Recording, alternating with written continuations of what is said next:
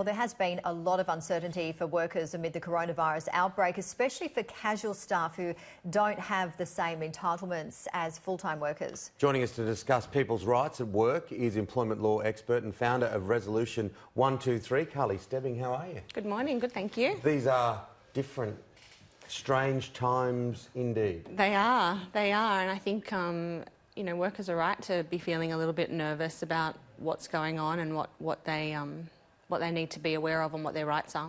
Let's start with the casual workforce. Okay, so I think if I'm a casual, the first thing that I need to be thinking about is whether or not I'm a true casual. So are you somebody that's been employed by this person for a really long time, you've worked the same hours week on week?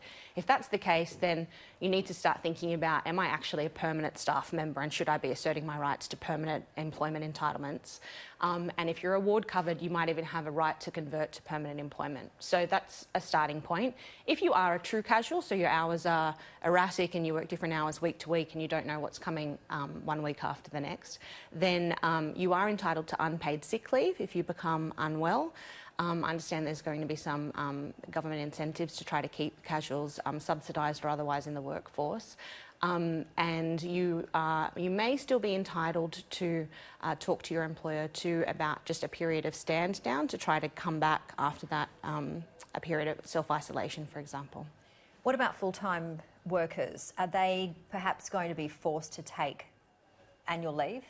Yeah, so I think there's a number of different circumstances. So if, for example, you contract coronavirus, then you are unfit for work and you can take and access your paid and accrued personal leave.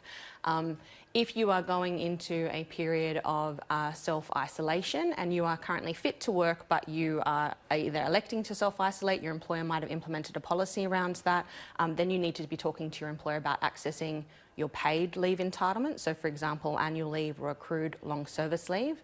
And then if we think about potentially the third circumstance, which is just where your employer is experiencing a downturn as a consequence of the coronavirus, and they may be looking to try to retain you. A retention strategy for employers is sometimes to look to staff to take their accrued leave because that's something that would have to be paid to them on termination anyway. So I think both permanent and casual workers should be very open to those kinds of conversations because ultimately it should be about job protection. It's a good time for people to make those phone calls now, isn't it? Because a lot of people feel vulnerable, unsettled by moments like this. And like in this country, you cannot be sacked for having coronavirus. But let's allay a few of those fears for people.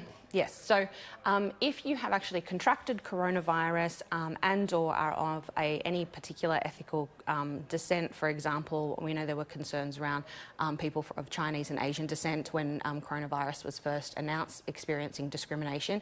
It is unlawful to discriminate against a person on the basis of their race. It is unlawful to discriminate against a person on the basis of a disability, for example, suffering from coronavirus, which means that you can't be terminated for that reason. And what about perhaps you've got children who are in isolation or, you know, having to stay at home, and then you have to stay at home to look after your children? What happens in that situation? Aside from feeling really sorry for all working parents right now. So you need to be talking to your employer about the ability to work from home. If you have carers responsibilities and you've been with your employer for more than 12 months, you actually have a right to request a flexible working arrangement to accommodate your caring responsibilities for children that are of school age. So you can exercise those rights now.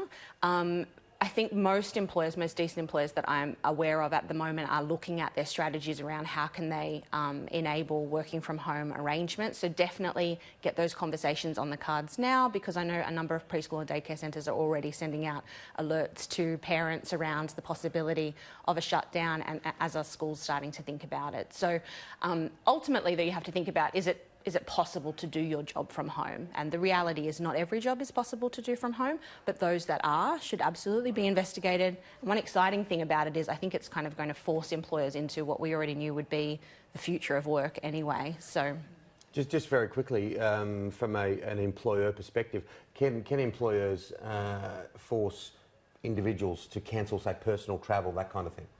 I think that would be a reasonable direction in the circumstances. So I think it's reasonable for, there's going to be a lot of inquiries made now that might otherwise have felt like an invasion of privacy in the past around your travel. At the end of the day, an employer has a duty of care to ensure the health and safety of their workers at work, and equally we have our own duty to ourselves and to others in the workforce. So I think it's appropriate for an employer to make inquiries about where you planned to travel to, where you've travelled from, and that everyone adheres to the guidelines from the government around that. Really important and clear advice. Thank you so much, Carly Stebbing from Resolution 123. Employment law expert. Yes. You're always a font of great information, and at this time it's really important to disseminate this kind of stuff. So thanks for coming in, Carly. Very welcome. Thank you. Appreciate it.